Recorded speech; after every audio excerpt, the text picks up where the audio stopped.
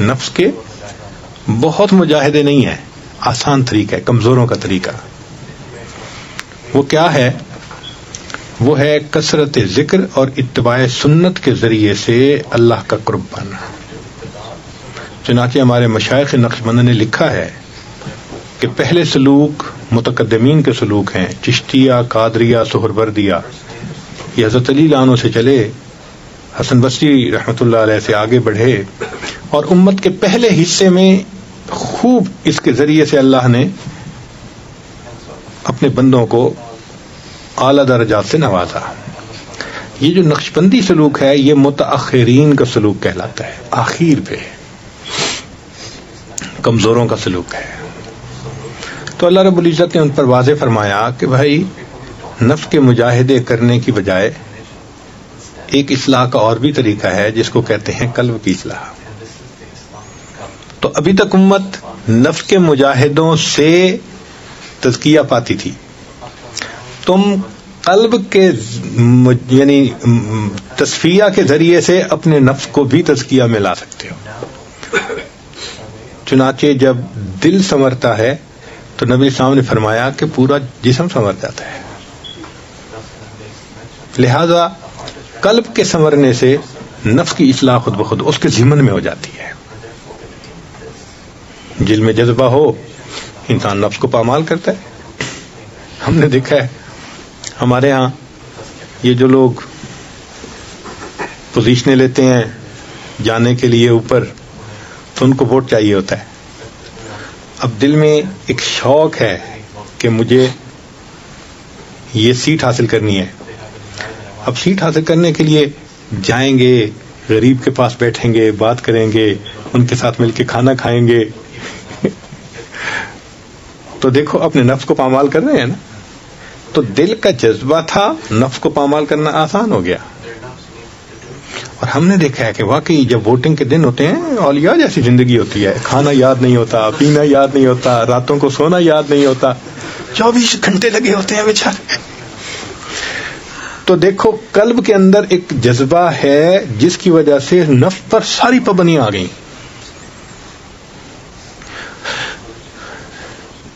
تو یہ جو متاخرین کا سلوک ہے، اس متاخرین کے سلوک میں قلب پر محنت کی جاتی ہے اور نفس اس کے ضمن میں خود بخود پامال ہو جاتا ہے.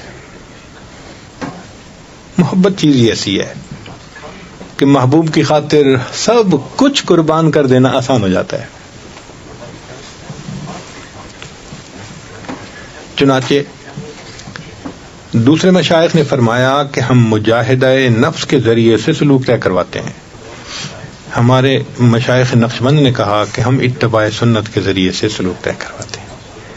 تو اس سلسلہ میں کثرت ذکر اور اتباع سنت یہ دو بنیادی چیزیں ہیں، یہ دو پر ہیں، یوں سمجھ لیں. ان پروں سے بندہ اڑتا ہے. چنانچہ ہمارے مشائخ کی کتابوں میں یہ بات آپ کو بہت کثرت سے ملے گی کہ ہمارے سلوک کی بنیاد 3 چیزوں پہ ہے: کثرت ذکر، اتباع سنت، صحبت شیخ. تو صحبت شیخ تو یوں سمجھ لیں کہ سٹیئرنگ پہ جیسے کوئی بیٹھا ہوا ڈائریکشن طے کر رہا ہوتا ہے، اور اصل پر تو 2 ہی ہیں، کثرت ذکر اور اتباع سنت. اب کثرت ذکر اور اتباع سنت میں وہ مجاہدہ کھانے پینے کا نہیں ہے جو پہلے تھا. نقشبند بخاری رحمۃ اللہ سے کسی نے پوچھا کہ حضرت میں کتنا کھاؤں؟ فرمایا بھائی اچھا کھا، کام اچھی طرح کر. اگر تم عبادت کرو تو پھر جو ضرورت ہے اس کے تحت تم کھاؤ. کیا معاملہ؟ جو جانور کام اچھا کرے تو مالک اس کو چارہ ڈالتے ہوئے پریشان تو نہیں نہ ہوتا. تو فرمایا تم اچھا کھاؤ، کام اچھی طرح کرو. اس لیے ہمارے ہاں مجاہدہ یہ ہے کہ ہر کام کو سنت کے مطابق کیا جائے. اور اگر غور کریں تو یہ سب سے بڑا مجاہدہ ہے. باجد بستامی رحمۃ اللہ علیہ فرماتے ہیں کہ میں نے 20 سال مجاہدہ کیا، ہر کام سنت کے مطابق کرنے سے بڑا مجاہدہ میں نے کوئی نہیں دیکھا. یہ کوئی آسان کام ہے. ایک شخص جنید بغدادی رحمۃ اللہ علیہ، یہ کوئی بزرگ تھے، ان کی صحبت میں 10 سال رہا. حضرت میں جاتا ہوں کسی اور کے پاس، اجازت دیں. کیوں؟ میں تو آیا تھا کرامت دیکھنے کے لیے. میں نے 10 سال میں کوئی کرامت ہی نہیں دیکھی. وہاں نے کہا اچھا یہ بتاؤ کہ ان 10 سالوں میں کوئی عمل سنت کے خلاف دیکھا؟ کہا نہیں. ایسے بڑی کرامت اور کیا ہو سکتی ہے کہ 10 سال میں کوئی کام سنت کے خلاف ہی نہ ہو. تو یہ سب مجاہدوں سے بڑا مجاہدہ ہے اتباع سنت. اور یہ آسان ہو جاتا ہے جب انسان کثرت سے ذکر کرتا ہے. اس لیے قرآن مجید میں کثرت ذکر کا حکم، اذکروا اللہ ذکرا کثیرا والذاکرین اللہ کثیرا والذاکرات. ہماری جو بنیاد کمزور ہے نا وہ یہ کہ ہم کثرت ذکر کرتے ہی نہیں ہیں. یہ 5 منٹ کا مراقبہ، 10 منٹ کا مراقبہ، یہ کیا بات ہوئی بھائی؟ اگر دوسری کلاس کا طالب علم 10 منٹ روزانہ کتاب کھول کے پڑھے تو کیا سال کے آخر پہ پاس ہو جائے گا؟ تو اگر دوسری کلاس میں پاس نہیں ہو سکتا جو 10 منٹ روزانہ پڑھے تو ولایت کے امتحان میں کیسے پاس ہوں گے بھائی؟ دوسری کلاس کے لیے تو اس کو 4 گھنٹے اور 6 گھنٹے اسکول میں لگانے پڑتے ہیں. تو حق تو یہ بنتا تھا کہ ہم بھی 4 گھنٹے مراقبہ کرتے ہیں. اب کوئی کہے جی کہ کتنا وقت نکالیں؟ بھائی انٹرنیٹ پہ ٹائم لگتا ہے نا، گھنٹوں لگتے ہیں. منٹوں کی بات تو کوئی کرے ہی نہ. جو منٹوں کی بات کرے گا وہ جھوٹ بولے گا الا ماشاء اللہ. اس مصیبت کو ایک دفعہ جس نے کھول لیا اس کے گھنٹہ گیا، پتہ بھی نہیں چلتا گھنٹہ لگنے کا. تو اگر سکرین کے سامنے گھنٹہ بیٹھ سکتے ہیں تو پھر مراقبے میں کیوں نہیں بیٹھ سکتے؟ تو حق تو یہ تھا کہ ہم گھنٹوں مراقبے کرتے ہیں لیکن ہم نہیں کرتے. بیت ہو جاتے ہیں شوق میں آ کے، حضرت بس تلاوت بھی کر لیتا ہوں، درود شریف بھی پڑھ لیتا ہوں، استغفار بھی، مراقبہ نہیں ہوتا. بھائی جو اصل چیز تھی اینٹی بایوٹک تھی وہ تو لی ہی نہیں، فائدہ کیسے ہو؟ تو ہماری مثال ایسے جیسے ایک ڈی ہائیڈریٹڈ پلانٹ ہوتا ہے نا، پتے مرجھائے ہوئے ہوتے ہیں، پھل بھی کمزور ہوتے ہیں، کیوں؟ پانی تھوڑا ملتا ہے اس کو. ایسے ہم ڈی ہائیڈریٹڈ قسم کے صوفی ہیں، ذکر کی کثرت نہیں کرتے اور ہمارے پھر نظر بھی خطا کرتی ہے، زبان بھی پھر کچھ جھوٹ بول دیتی ہے، فلاں بھی ہو جاتا ہے، فلاں بھی ہو جاتا ہے. وہ سارے سمپٹم ہمارے اندر ہوتے ہیں. تو کثرت ذکر ہماری بنیادی بیماری ہے.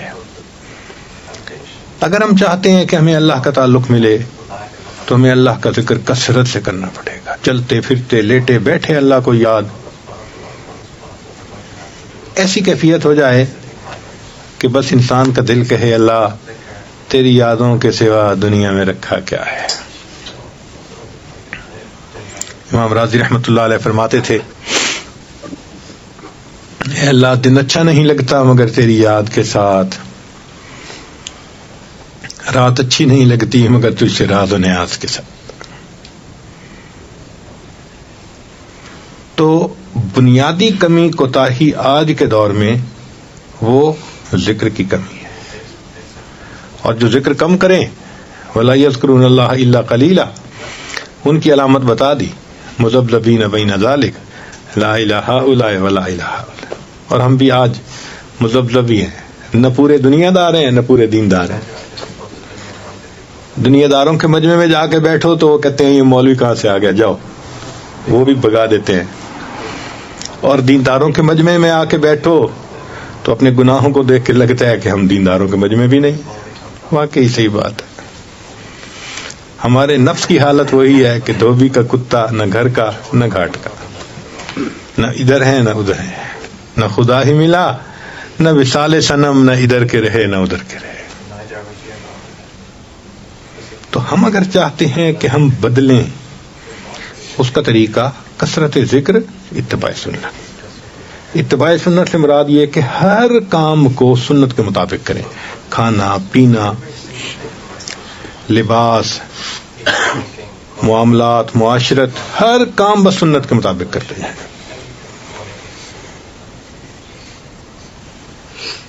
اور یہ آسان طریقہ ہے اپنے آپ کو سنوارنے کا کہ ہر کام کو سنت کے مطابق کرتے جاؤ. تو کثرت ذکر اور اتباع سنت سے یہ سلوک آسانی سے طے ہو جاتا ہے. آپ سمجھیں کہ یہ شاہراہ ہے، بھگتا چلا جاتا ہے بندہ. آپ یوں سمجھ لیں کہ کہ ایک بندے کو کہہ دیا جائے کہ جی آپ یہاں سے حج پہ جائیں بغیر سواری کے، وہ تو مشکل میں پڑ جائے گا. چلے گا، راستے میں کھانا نہیں پینا نہیں، کہاں ٹھہرے گا، کیسے سمندر عبور کرے گا، ریگستان آئیں گے، پہاڑ آئیں گے، کھڈے ہوں گے، تو اس کے لیے تو پہنچنا واقعی بڑا مشکل کام ہے. اور ایک طریقہ یہ ہے کہ یہاں سے بندے کو ایئرپورٹ پہ بٹھا دو، چلو بھائی سعودی عرب پہنچ جاؤ. یہ ہمارا سلوک یہ اسی طرح بائی ایئر پہنچانے والا سلوک ہے. اس لیے اس کو متاخرین کا سلوک کہا جاتا ہے. آسان ہے، بہت آسان ہے. بس دو چیزوں کی پابندی ضروری، اتباع سنت اور ہر کام میں سنت کی اتباع اور ذکر کی کثرت. ذکر کی کثرت تو ایسے ہو کہ بندہ جو وقت ملے، 10 منٹ ملے، 15 ملے، گھنٹہ ملے، 2 ملے، فوراً اللہ کی یاد میں. اور جو لوگ کہتے ہیں کہ جی ہم تو مصروف ہیں، دفتر بزنس کی وجہ سے، شریعت کہتی ہے کہ تم دفتر مت چھوڑو، بزنس نہ چھوڑو، کرو، مگر دل اللہ کو طرف رکھو نا. یہ کہاں لکھا ہے کہ دل میں کسی اور کا خیال رہے؟ دل میں اللہ کو یاد کرو. رجال اللہ تلہیہم تجارت ولا بیع عن ذکر اللہ. تجارت اور خرید و فروخت میں انسان اللہ کو یاد کرے تو تاجر صدوق کو تو قیامت کے دن انبیاء کی قطار میں جو ہے ان کے، یعنی جہاں انبیاء کی قطار ختم ہوگی نا، اس کے پیچھے جو لوگ ہوں گے وہاں تاجر کو جگہ دی جائے گی. تو مقصود ہے کہ ہر وقت دل میں اللہ کی یاد رہے. اور ہم نے تو دیکھا ہے اس کو کہ جب دل کہیں اٹک جاتا ہے نا، 24 گھنٹے اسی کی یاد. یہ نوجوان ساتھی، میں نے اپنے دوست یہ یونس صاحب کو کہا کہ یہ صوفی لوگ ہیں، آپ ذرا غور کرنا، جہاں ٹھہریں گے نا بھاگیں گے باہر. آج ہم باہر سے آئے، کوئی ادھر فون پہ باتیں کر رہا ہے، کوئی ادھر فون پہ باتیں کر رہا ہے، پوری گلی میں ہمیں جگہ جگہ دیکھا. اٹکا ہوا ہے نا دل کہیں نہ کہیں، بھاگتے ہیں. اور بعض نے تو پھر مجلس میں رنگ بند کی ہوتی ہے، وہ دل دھڑک رہا ہوتا ہے، وہ وائبریشن ہوتی ہے تو دل دھڑکتا ہے. وائبریشن ہوئی، اس کو لے کے بھاگے، ہاتھ میں آ گیا میسج، آ گیا فون ہے. تو جب دل اٹکا ہوا ہوتا ہے تو پتہ چلتا ہے کہ دل اٹکا ہے کہیں. جن کا اللہ کے ساتھ دل اٹکتا ہے ان کے اٹھنے بیٹھنے سے بھی پتہ چل جاتا ہے. یہ اپنا دل دے چکے ہیں، یہ کسی کے بن گئے. دل من لئی تیری بن گئی. اس نے بھی دل میں عہد کر لیا، اللہ میں نے اپنا دل آپ کو دے دیا. تو ان کو مصلی پہ دیکھیں گے، ان کو تلاوت کرتا دیکھیں گے، ان کو تہجد پڑھتا دیکھیں گے. سبحان اللہ. سیماہم فی وجوہہم من اثر السجود. پتہ چلتا ہے ان کے چہروں سے جو ذکر کر رہے ہوتے ہیں. تو دو چیزیں ہیں، کثرت ذکر اور اتباع سنت. ان دو چیزوں سے یہ سلوک طے ہو جاتا ہے. تو سلوک بہت آسان ہو گیا. آپ ضرورت کے مطابق نیند پوری کریں. 7 گھنٹے اچھی نیند ہے. اگر کوئی بہت تھکا ہوا ہوتا ہے بے شک 8 گھنٹے سوئے. تو 7-8 گھنٹے سونا تصوف میں منع نہیں ہے، نیند پوری کریں. اور باقی 8 گھنٹے جو دفتر کے ہیں وہ بھی دفتر کا کام کریں، ہم اس سے بھی منع نہیں کرتے. لیکن وہ جو باقی 8 گھنٹے بچتے ہیں نا، اب ان میں بیوی بچوں کے ساتھ چلو آپ 2 گھنٹے گزار لیں گے، کوئی خرید و فروخت 1 گھنٹہ اور لگا لو. وہ جو 3-4 گھنٹے خبریں پڑھ رہا ہوں جی، اور خبروں پہ نام پہ ماشاءاللہ سکرینیں کھل رہی ہوتی ہیں، تقریر سن رہا ہوں ماشاءاللہ، شیطان بٹھاتا ہے ذرا تقریر سنتے ہیں فلاں کی.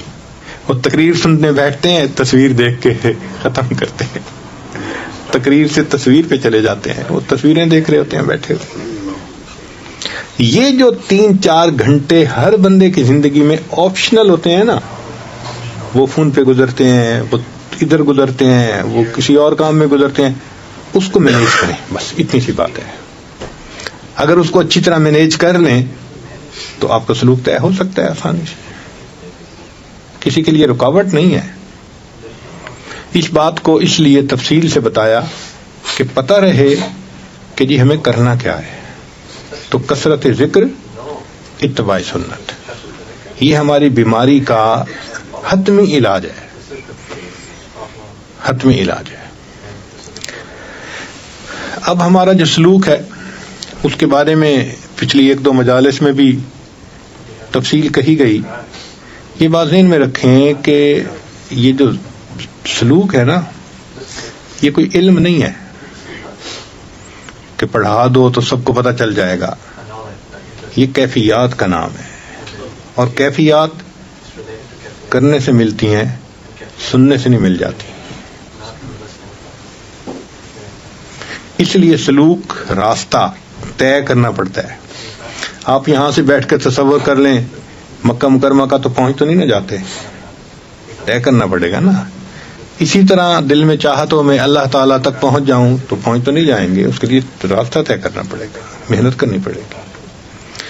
اب اس کے لیے ہمارے مشائخ نے یہ بتلایا کہ دیکھو، چھت پہ جیسے بندہ چڑھنا چاہتا ہے نا تو سیڑھیاں ہوتی ہیں، سیڑھیوں پہ چڑھتا جائے چھت پہ چلا جاتا ہے. جو ماسٹر کی ڈگری کرنا چاہے تو 16 سال کا ایک سلیبس ہوتا ہے، ماسٹرز کر لیتا ہے. اسی طرح جو اللہ تعالیٰ تک پہنچنا چاہے تو 35 اسباق ہیں، اگر وہ کر لے گا تو اللہ رب العزت کی معرفت نصیب ہو جائے گی. انہوں نے ہم پر یہ احسان کیا کہ اس کو کھول کھول کے بتا دیا. پہلے سبق پر تم یہ کرنا، یہ کیفیت ملے گی، یہ کرنا، یہ کیفیت ملے گی، یہ کرنا تو یہ کیفیت ملے گی. اب بتائیں کتنا آسان کر دیا انہوں نے راستے کو.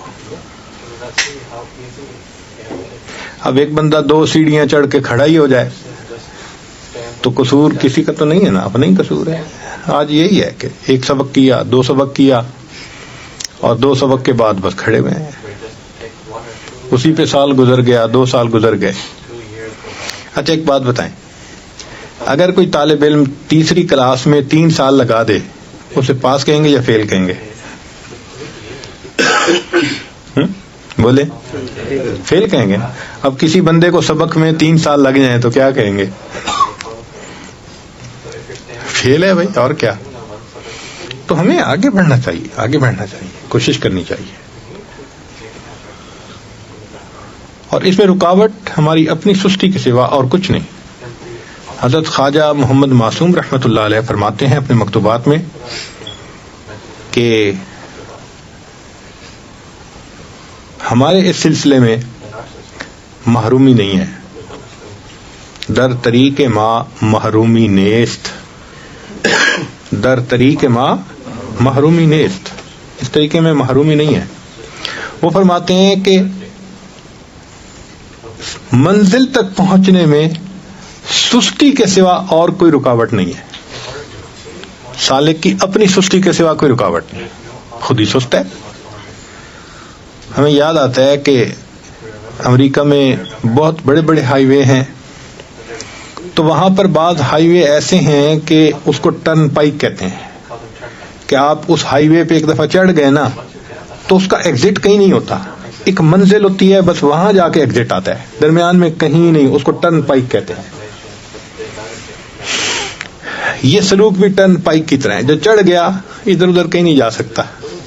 ہاں ایک ہی ہے کہ منزل پہ اگر نہیں پہنچا تو اس کا مطلب ہے کھڑا ہو گیا درمیان میں، ورنہ آہستہ بھی چلتا رہے تو پہنچ ہی جائے گا نا منزل پہ. ہمارے اس طریق میں منزل تک پہنچنے میں کوئی رکاوٹ نہیں ہے سوائے اپنی سستی کے. تو بھئی ہم سستی سے توبہ کریں، اور جن اعمال نے ہمیں سست بنایا ہوا ہے ان اعمال کو چھوڑیں، اور جہاں دل کو الجھایا ہوا ہے، اس دل کے ٹکڑے کئی ہوئے، کوئی یہاں گرا کوئی وہاں گرا. آج کل تو ٹکڑے بھی بہت ہوتے ہیں، اس پہ نظر پڑی تو ایک ٹکڑا اس کو دے دیا اس پہ نظر پڑی ٹکڑا اس کو دے دیا.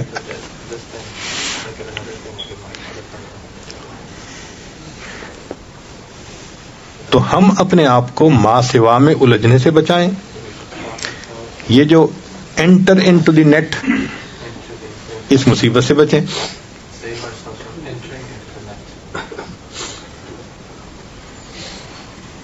یہ بھی بڑی مصیبت ہے آج کل. اوف، اللہ اکبر کبیرہ.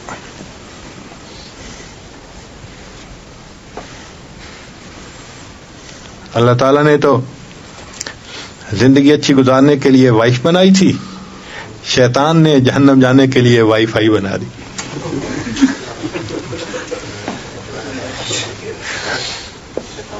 وہ بیچاری وائف کا بھی وقت وائی فائی کو چلا جاتا ہے.